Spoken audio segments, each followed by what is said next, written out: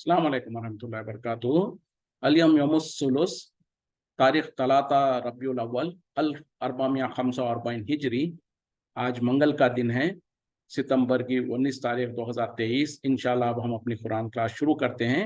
आज हम सूरह सबा आयत नंबर 23 से इंशाल्लाह शुरू करेंगे।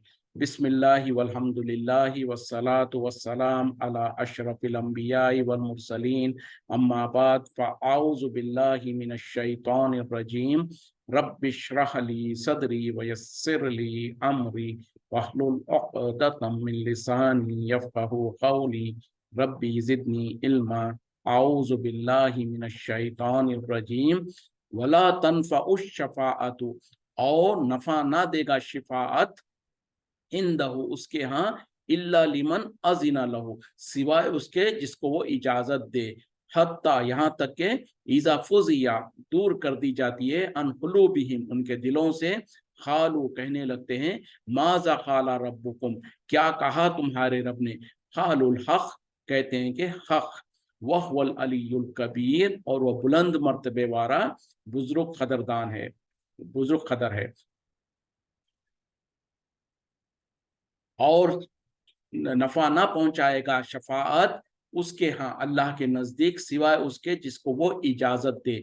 और जब उनसे दूर हो जाती है, उनके दिलों से जो सो हैबत और अल्लाह के तरफ से जो हैबत उनके ऊपर से दूर होती है, तो वो आपस में कहने लगते हैं कि क्या कहा तुम्हारे रब ने, कहते हैं कि हक कहा, और वो जो सो बुलंद मर्तबे वाला बुजुर्गी वाला है। तो अब यहाँ पर अल्लाह ताला इस आयत में कह रहे हैं कि कोई शफाअत जो शफाअत करेगा, उसकी शफाअत अल्लाह के नजदीक कोई काम नहीं आएगी, सिवाय उसके जिसके लिए इजाजत दे। तो इससे क्या साबित हो गया? दो चीजें साबित हुई।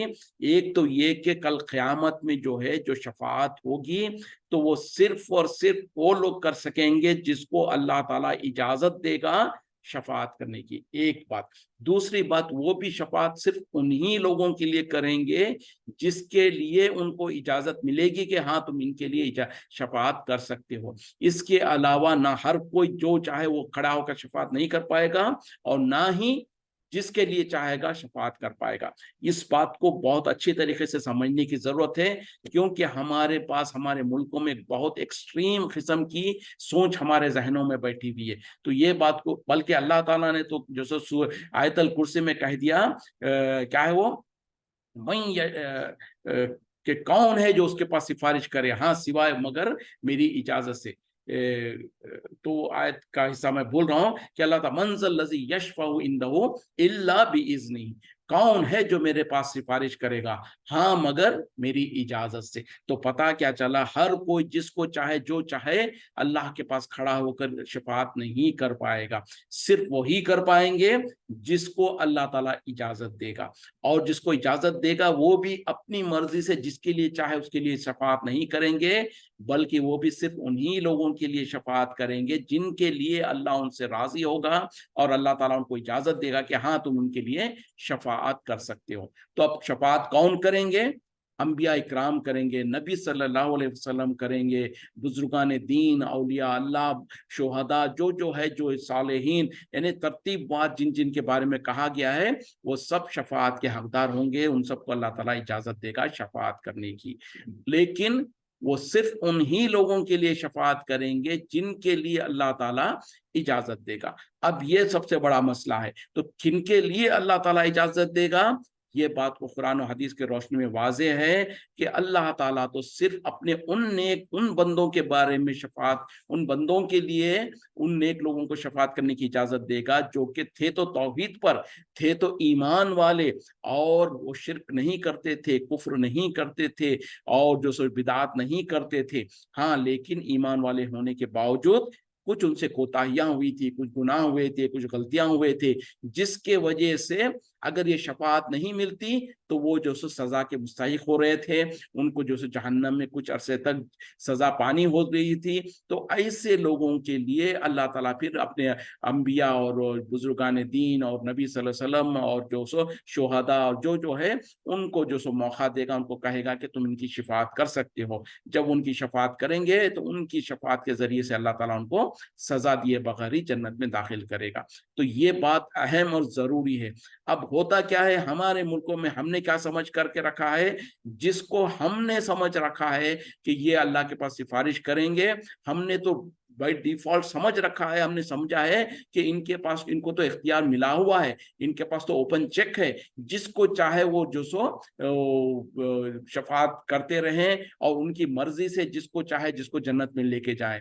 ऐसा हरगिज नहीं है, और हर एक को शफात करने का इख्तियार नहीं मिलेगा, और जिसको मिलेगा वो भी सिर्फ उन्हीं लोगों के लिए करेंगे जिनके लिए अल्लाह ताला इजाजत देगा। और अल्लाह ताला सिर्फ उन्हीं लोगों के लिए इजाजत देगा जो मुशरिक ना थे हों, दुनिया में शिरक ना करते थे हों, कुफ्र ना करते थे हों, बिदात के काम नहीं करते थे हों। क्यों कि जो लोग कुफ्र करते हैं, जो लोग शिरक करते हैं, उनके बारे में तो अल्लाह ताला ने कुरान में फैसला बयान कर दिया कि अल्लाह ताला तो उनको हरगिज़ माफ नहीं करेगा, उनके लिए तो हमेशा हमेशा जहन्नम है।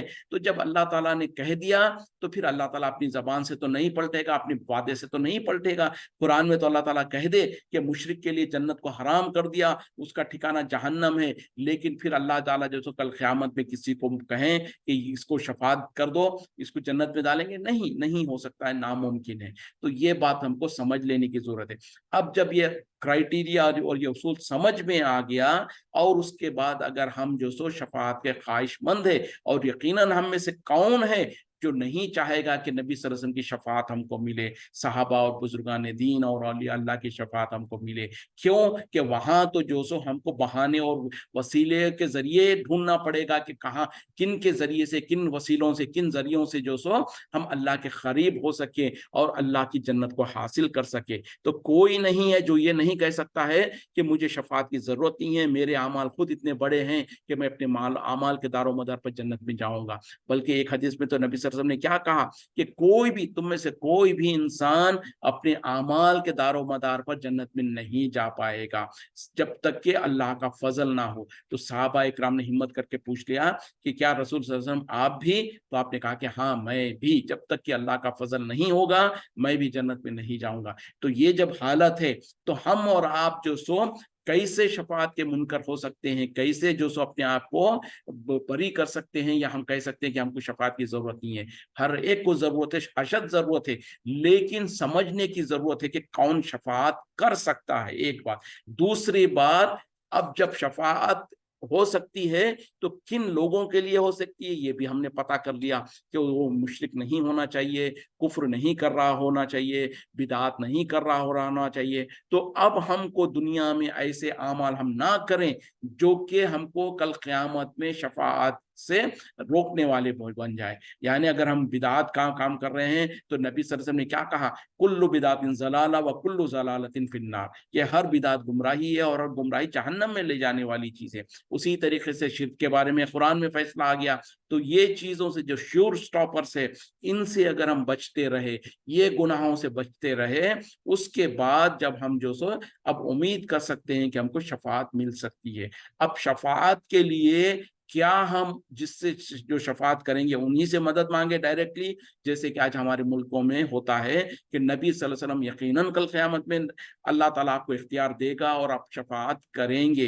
तो अब ये बात तो नबी के बारे में तो हम कह सकते हैं कि अल्लाह ताला यकीनन नबी सल्लल्लाहु अलैहि वसल्लम को शफाअत का इख्तियार देगा। आपके अलावा जो भी है उनके बारे में कोई गारंटी से नहीं कह सकता कि फला जो है यकीनन शफाअत करेगा। क्यों कि किसी के बारे में हम गारंटी नहीं दे सकते, लेकिन नबी सल्लल्लाहु अलैहि वसल्लम के बारे में तो ये तो मुसल्लम बात है।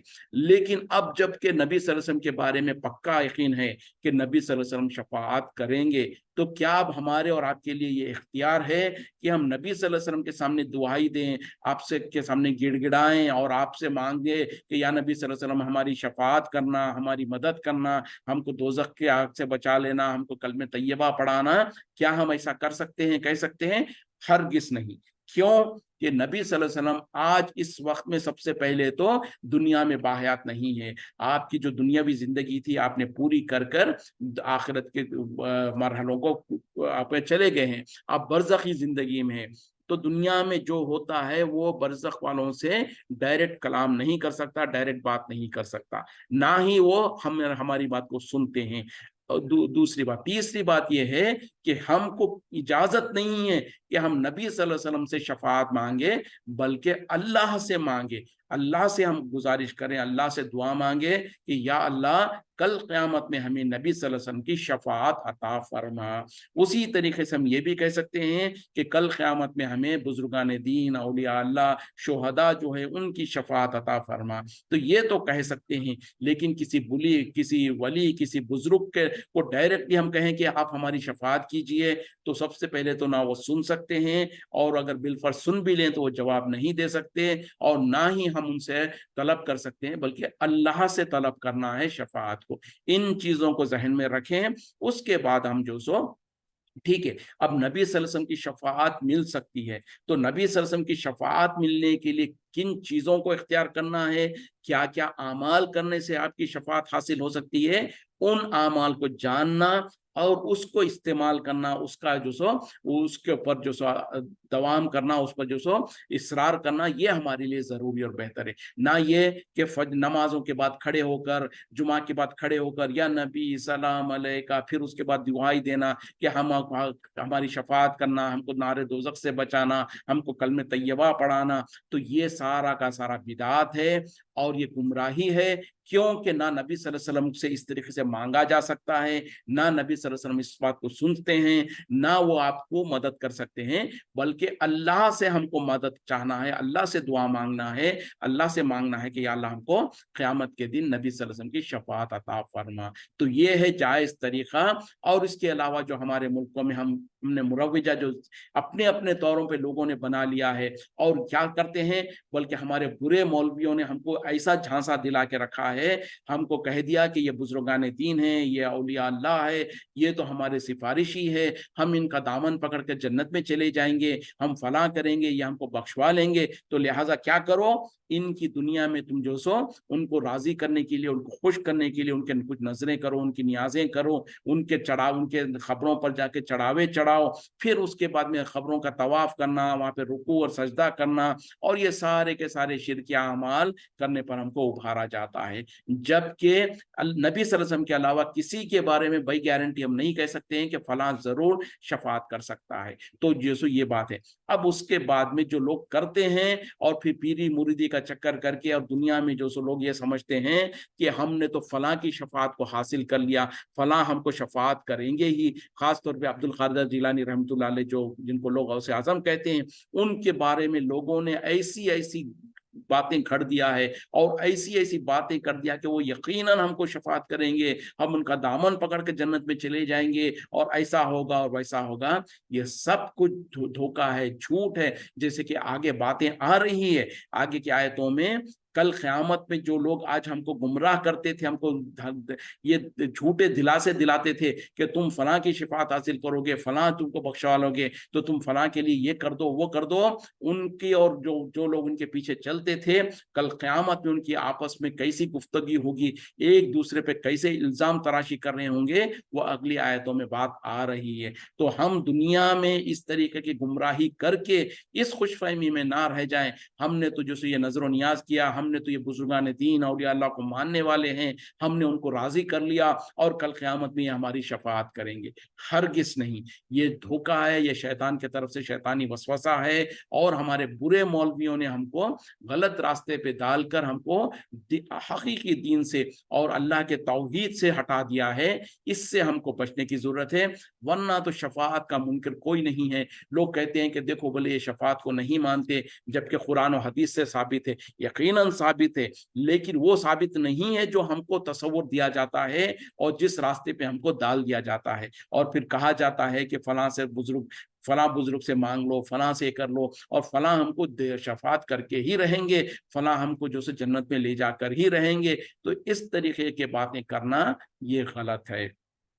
तो यहाँ पर अल्लाह ताला कह रहे हैं कि उसके नजदीक शफाअत कोई काम नहीं आएगी सिवाय उसके जिसको अल्लाह ताला इजाजत देगा। फिर उसके बाद अगले हिस्से में जो कहा जा रहा है कि वो फरिश्तों के बारे में कहा जा रहा है कि जब उनके ऊपर हैबत तारी होती है और उन लोगों की कैफियत तकरीबन बेहोशी जैसी हो जाती है, उसके बाद जब उनको उस हैबत के कैफियत से बाहर निकलते हैं तो पूछने लगते हैं आपस में एक दूसरे से कि तुम्हारे रब ने क्या कहा। फिर वो कहते हैं, आपस में कहते हैं कि जो तुम्हारे रब ने हक कहा, और फिर कहते हैं कि बेशक वो जो सो बुलंद मर्तबे वाला और बहुत बुजुर्गी वाला है। तो ये कब होता है? जैसे कि हदीसों में इसकी जिक्र आता है कि जब अल्लाह ताला कोई हुक्म नाजिल करता है, कोई अम्र और फैसला नाजिल करता है, उस वक्त में यानी वही के जरिए से जब अल्लाह ताला फरिश्तों के दरमियान में कुछ अहकामात नाजिल करता है तो फरिश्तों की कैफियत ऐसी होती है जैसे कि वो बहुत ज्यादा घबरा जाते हैं और उनके दिलों पर कपकपी तारी हो जाती है और वो बेहोशी के जैसे हालत हो जाती है। जब उन्हें होश आता, जब वो अपने आप को संभालते हैं तो फिर आपस में कहने लगते हैं कि तुम्हारे रब ने क्या कहा। फिर वो खुद कहते हैं कि तुम्हारे रब ने हक कहा। तो ये हालत होती है फरिश्तों की जब अल्लाह के तरफ से अल्लाह के अहकामात नाजिल होते हैं। कुल कह दीजिए, मन यर्जुकुकुम, कौन है जो तुम्हें रिस्क देता है, मिनस समावाती, आसमानों से, वल अर्जी, और जमीन से। कुलिल्लाह, फरमा दीजिए कि अल्लाह ही, व इन्ना औ इयाकुम, या और बेशक हम या तुम, ला अला हुदन, अलबत्ता हिदायत पर है, औ फी ज़लालिम मुबीन, या फिर खुली हुई गुमराही में है। यानी ए नबी सल्लल्लाहु अलैहि वसल्लम, आप पूछिए तो सही कि कौन है तुम्हें रिस्क देता है आसमानों से और जमीन से। फिर अल्लाह ताला कह रहे हैं कि नबी सल्लल्लाहु अलैहि वसल्लम को हुक्म दे रहे हैं कि आप कह दीजिए अल्लाह ही है। यानी पूछिए, पूछने के बाद उनका जवाब के इंतजार की जरूरत नहीं है क्योंकि वो भी यही कहेंगे। तो आप खुद कह दीजिए कि अल्लाह ही है जो तुम्हें आसमान और जमीन से रिस्क देता है। फिर कहा जा रहा आगे कि यकीनन हम या तुम खुली हुई हिदायत पर है या फिर खुली हुई गुमराही में है। यानी एक तरफ तो ईमान वाले हैं नबी सल्लल्लाहु अलैहि वसल्लम सहाबा इकराम में, दूसरी तरफ उसके मुकाबले में मुशरिकीन मक्का, कुफार मक्का है जो कि क़यामत के बारे में यकीन नहीं रखते थे, जो कि जो सो अल्लाह के अलावा औरों को अल्लाह का शरीक और जो सो हमसर समझते थे, और ये कि जो सो वो उनके बारे में जो सो अल्लाह का करीब, अल्लाह का बराबर समझते थे। तो ऐसे शिर्क करने वाले हैं। तो उनमें से फिर अल्लाह ताला जो सो यहाँ पर एक सवाल पूछने लगा रहे हैं नबी सल्लल्लाहु अलैहि वसल्लम से कि इनसे पूछो तो सही कि कौन है जो आसमान और जमीन से रिस्क देता है, और इनके जवाब की जरूरत नहीं है, हकीकत तो यही है कि अल्लाह ही है। तो इससे मतलब क्या है कि ईमान वाले तो ये इस बात पर यकीन रखते हैं, मानते हैं कि आसमान और जमीन से इंसानों को रिस्क देने वाला तो अल्लाह ही है। जबकि इसके बर मुकाबिल में वो लोग जो मुशरिकीन हैं, उन लोगों के पास क्या है, वो तो कभी कहते हैं कि फलां सितारे की वजह से बारिश होती है, कभी कहते हैं कि फलां वजह से जो सो हमारे रिस्क में कमी आती है या बढ़ता है। तो इस तरीके से अल्लाह के अलावा को भी वो रिस्क का देने का कादिर समझते हैं या किसी के अंदर जो सो कोई और इख्तियारात समझते हैं। तो जब ऐसा मामला है तो यकीनन या तो हम खुली हिदायत पर है या फिर तुम जो सो खुली हुई गुमराही में है। मतलब दोनों एक साथ बराबर नहीं हो सकते हैं कि हम दोनों सही रास्ते पे हों, ऐसा नहीं हो सकता है।